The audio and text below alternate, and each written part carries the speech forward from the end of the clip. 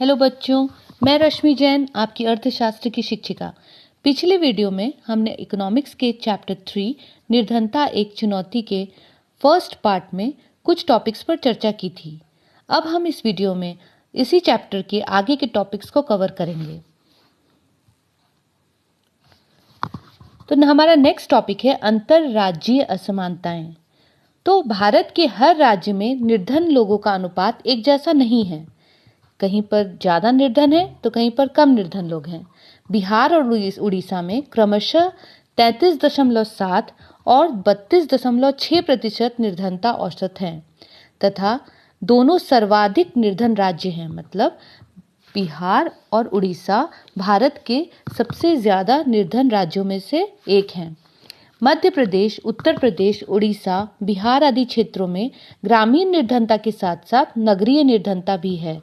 मतलब गांवों में जो निर्धनता है उसके साथ साथ नगरों में भी निर्धनता व्याप्त है।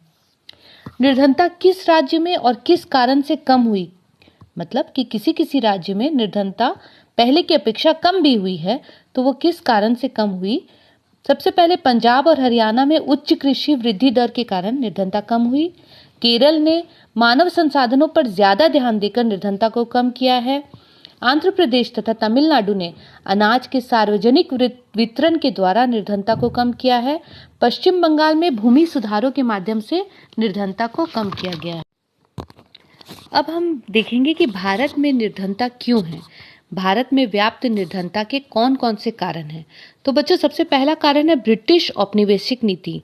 मतलब ब्रिटिशर्स की उपनिवेशवाद नीति जो थी, जिसके कारण विकास की गति भारत में बहुत धीमी हो गई थी, जो कि स्वतंत्रता के बाद भी 1980 के दशक तक जारी रही। दूसरा कारण है बेरोजगारी। भारत में निर्धनता का एक महत्वपूर्ण कारण है कि यहाँ बेरोजगार के अवसरों की बहुत कमी है। बेरोजगारी भी भारत के विकास के समक्ष एक बहुत बड़ी चुनौती है। तीसरा कारण है जनसंख्या में वृद्धि। भारत में जनसंख्या में वृद्धि दर बहुत तेज है, जिसके कारण संसाधनों पर अतिरिक्त बोझ है। और नेक्स्ट है आय की असमानता, जिसका कारण है भूमि और अन्य संसाधनों का असमान वितरण। नेक्स्ट है सामाजिक, सांस्कृतिक और आर्थिक कारण। भारत में व्याप्त रूढ़िवादिता के कारण लोग शादी, ब्याह और धार्मिक अनुष्ठानों के आयोजन में बहुत पैसा खर्च करते हैं, जिसके चलते वे कर्ज भी लेते हैं और अत्यधिक ऋणग्रस्तता के कारण निर्धन बने रहते हैं। अब हम देखेंगे कि सरकार द्वारा निर्धनता के उन्मूलन के लिए कौन कौन से उपाय किए गए हैं। तो निर्धनता को दूर करने के लिए सरकार के द्वारा बहुत से कार्यक्रम चलाए गए हैं, जिनमें सबसे पहला है मनरेगा, यानी महात्मा गांधी राष्ट्रीय ग्रामीण रोजगार अधिनियम। इसकी शुरुआत 2005 में हुई। इसका उद्देश्य ग्रामीण क्षेत्रों में हर घर में कम से कम 100 दिनों के लिए रोजगार उपलब्ध कराना है।